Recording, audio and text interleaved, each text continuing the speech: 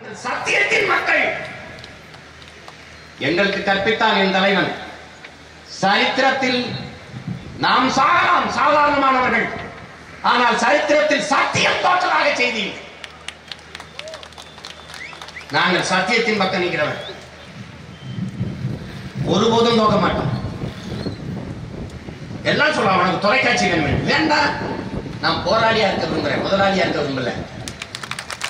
நான் தொலைக்காட்சியில செய்தியா இருக்கிற விரும்பல. தொலைக்காட்சி எனக்கு இருக்கு, எனக்கு இருக்கு, அதே இருக்கு.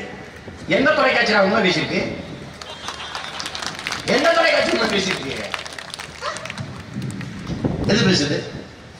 கருத்து கணிப்புல இது ஒண்ணு சொல்லுது, அது ஒண்ணு சொல்லுது. 38 48 இது 28 18 ஏதாவது ஒண்ணு சொல்லுடா. அதெல்லாம் தேவையில்லை, எல்லாத்தையும் விடு. நாமளே ஊடகம் இத்தனாயிரம் பேரை கூட்டிட்டு பேசுறோம். இத்தனாயிரம் பேர் நம்ம பேச்சு தொலைக்காட்சியில கூட பார்க்க போறோம். நான் ஒண்ணும் கிடையாது.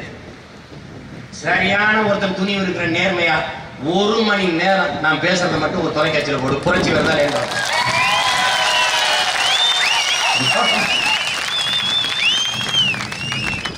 அவங்களுக்கு பிரச்சனையே அவன் வெல்றானோ வீழ்றானோ வளரானோ, இவனை வளர விட்டக்கூடாது.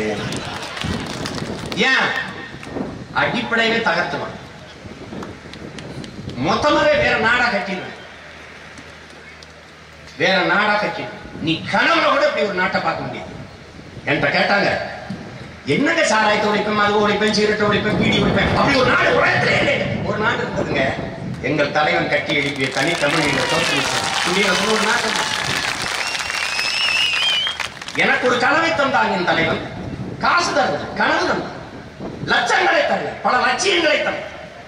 ஒரு முறை வந்தால் கனவு, இருமுறை வந்தால் ஆசை, திரும்ப திரும்ப வந்தால் லட்சியம் என்கிறார் ஐயா அப்துல் கலாம் அவர்கள். அப்படி திரும்ப திரும்ப வருகிற லட்சியங்களை எங்களுக்கு தந்தான். என்னது? அடிமை தேசியத்தின் உரிமை, விடுதலை என்கிற கனவு. அவன் சொன்னான், அந்த தலைவன் எங்களுக்கு கற்பிச்சான்.